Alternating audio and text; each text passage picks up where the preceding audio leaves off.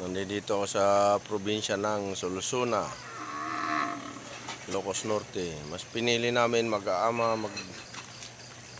na dito kami idaos na namin ang bagong taon sa bukid. Ayan yung lugar dito. Ayan, ito yung kubo-kubo ng mga anak ko.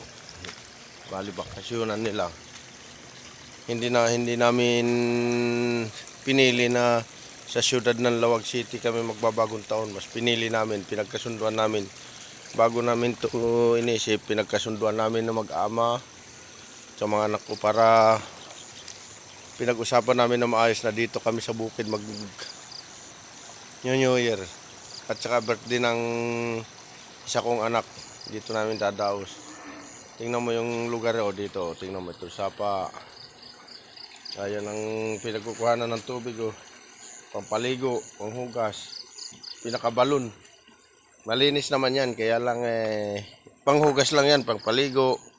Yan ang kinukuhanan namin, yung gumagawa ng pinakabalon dyan Ayan malinis yan. Kasi ito yung bukid nila So, mamaya aakyat kami doon sa bundok na yan. Yan ang bundok na yan malaki. Aakyat kami dyan mamaya. Sama kay manugang ko, mangungurinti daw kami ng palaka. Para namin, dagdag sa pangahanda at saka yung nagiging katuwaan namin. Ito yung kubo-kubo niya Namimiss ko talaga ang buhay probinsya. Ako, tingnan mo, galing pa sa Bulacan, pinilit kong mag New Year dito sa lugar na to. Ito yung balay ko. Yan. Shout out to balay. Nag-vlog ako ng maaga.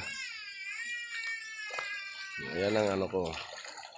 Mas pinili namin, pinag-usapan namin na dito na lang namin idaos ang pagbabagong taon kaysa sa syudad. Yan, parang naging namin mag-aama. Para maging masaya man lang namin kami bilang isang probinsyana. Namimiss kong probinsya kaya pinili ko makauwi dito at maging may daos yung bagong taon namin. Mamaya akit kami sa bundok mamaya. Mamaya uli agin. Update ko kayo pag makaakit na kami.